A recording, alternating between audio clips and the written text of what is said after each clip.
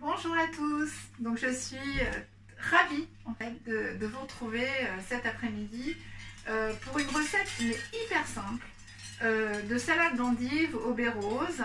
Alors avec une petite touche personnelle par rapport à la recette de base qui est toujours de Marie-Sophie elle.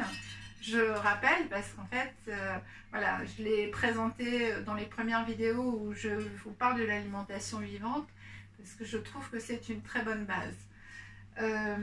Donc voilà, cette recette, on va avoir besoin, donc moi comme je suis toujours toute seule, je vais faire juste une endive. Donc en fait j'ai recueilli les premières feuilles, voilà, que je vais placer dans l'assiette comme un soleil. Voilà, le soleil on l'a dedans, on l'a dehors et on l'aura dans l'assiette en plus. Donc après à cette endive où j'ai supprimé les premières feuilles, donc je vais couper la base. Donc après, à chaque fois que je coupe une endive, en fait, je regarde la base en fait très dense, quelle largeur elle a pour savoir un petit peu l'amertume que va avoir l'endive. Donc après, je prends mon couteau et je vais tailler comme ça pour faire des petites... Alors dans la recette de base, elle demande de couper l'endive en petits morceaux comme je fais là, d'effilocher, mais de le faire à l'avance et de masser un petit peu ces endives là avec un petit peu de sel.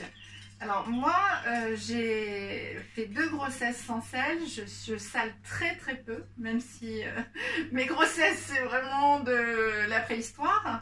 Mais voilà, j'ai quand même gardé ce goût pas salé et la fois où j'ai fait ça, j'ai trouvé quand même que c'était un peu salé. Et puis le but, c'est pas de les passer sous l'eau puisqu'on perd le craquant de l'endive. Et voilà, donc là, je vais aller jusqu'au petit cœur. Bah, c'est bon, voilà, on n'y est pas encore, c'est génial. Donc là, voilà, je vais couper comme ça. Donc en fait, voilà, on coupe l'endive en petits morceaux, comme ça. J'ai coupé un tout petit peu de cranberry aussi, parce que je trouve que ça amène un petit plus.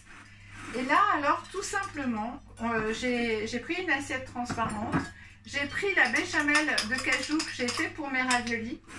Je rajoute un chouïa de citron dans ma béchamel.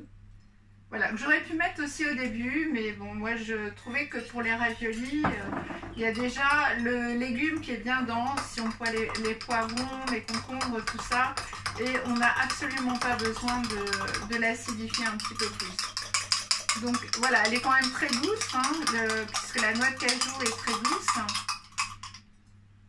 Voilà, donc je vais faire l'inverse, je vais mettre mes endives. Et on va mettre la béchamel de cajou, bien mélanger. Alors, on met la béchamel de cajou. On va mettre tous les ingrédients. On met les petites cranberries qui ont cette jolie couleur rouge, rosé. Et on met on va mettre, c'est l'ingrédient aussi de base de cette salade-là. On met une cuillère à soupe de baies roses. Voilà, une cuillère à soupe par endive. Donc après j'ai pris 4-5 cranberries. Là la touche sucrée en fait ça dépend, celle-là elle est un petit peu trop grosse. Ça dépend un petit peu voilà, des goûts, hein, de vos goûts et après les goûts de ceux qui dégustent vos plats. Donc on a mis les baies roses, on va mettre la béchamel de cajou, donc c'est pas la peine d'en mettre beaucoup.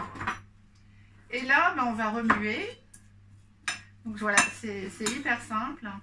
Donc cette béchamel de cajou, je rappelle, en fait c'est un faux fromage, hein, c'est la ricotta. Donc c'est uniquement fait avec des noix de cajou, de l'eau, du sel, un petit peu de levure maltée. Alors un peu de citron ou pas, du poivre ou pas, enfin voilà, c'est un petit peu comme on veut. Voilà, donc on mélange cette salade d'endives et on va remplir en fait tout simplement nos feuilles d'endive. Et c'est pour ça qu'en fait cette entrée là, donc elle peut se présenter en entrée comme ça, sur une assiette. Mais sinon, elle peut se servir également en apéritif. Puisque, je vais vous montrer après. On va faire une dégustation en direct. Voilà, j'ai mangé super tard, donc je ne vais pas manger ce soir. Donc je vais juste manger une endive, là, voilà, une petite partie d'endive devant vous. Et ça, je vais le garder pour demain, ça se garde très très bien. Voilà, toujours pareil, hein, la béchamel, elle est quand même très peu salée. Et voilà, tout ce qui risque d'arriver si vous le préparez un petit peu à l'avance, c'est que ça ait rendu un petit peu d'eau, mais normalement non, hein, parce que je l'ai déjà fait à l'avance et ça n'avait vraiment rien rendu. Donc voilà, on a nos endives avec nos petites baies roses et voilà. Et après, voilà, c'est pour ça qu'à l'apéritif, c'est très pratique, parce qu'on peut présenter des petits canapés comme ça.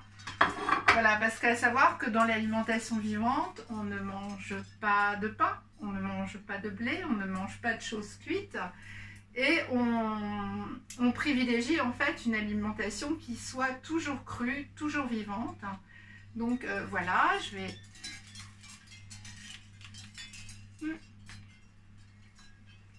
Voilà, donc ça se déguste très très bien. L'assaisonnement est parfait. La petite douceur de la cranberry va couper un petit peu l'amertume qu'on a parfois aux endives. La béchamel de cajou, pareil, hein, ça vous en mettez plus ou moins, c'est comme vous voulez. Il y a des recettes où c'est plus une béchamel de cajou aux endives que des endives à la béchamel de cajou. Donc ça, c'est un petit peu comme on veut. Si on veut présenter dans des petits bols, on peut en mettre un petit peu plus. Voilà, poivre rose, béchamel de cajou et endive et cranberry pour la petite touche sucrée. Vous pouvez rajouter un tout petit peu de noix de Grenoble en tout petits morceaux. Ça amène un petit craquant qui est plutôt sympa aussi. Voilà, donc j'espère que cette recette vous aura plu. Elle est vraiment hyper rapide. Et ce que je disais à une amie, en fait, en alimentation vivante, tu peux avoir les gens qui arrivent à rien préparer et tout préparer pendant qu'ils prennent l'apéro. Donc en plus, tu leur montres, ils sont super contents et voilà, c'est génial. Bon, écoutez, je vous dis à demain. Alors demain, mon petit bonus, ça sera sur le jeûne. Parce que c'est important, si on veut que le jeûne soit efficace, de bien préparer son organisme. Il y a certaines recommandations parce qu'il faut que l'organisme soit apte à faire un jeûne. Donc tout ça, je vais vous l'expliquer demain.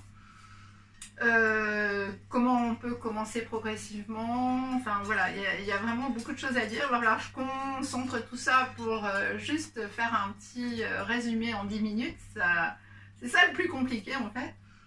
Et voilà, donc je vous souhaite une super belle fin de journée. Moi, j'allais faire ma petite marche au bord de l'eau, au phare et au bord de l'eau. Il y a un vent de fou, mais j'aime beaucoup. Et comme disait Sadhguru, ça nettoie aussi l'aura. Donc, le vent a du vent. Je vous embrasse comme je vous aime et je vous dis à demain. Merci beaucoup.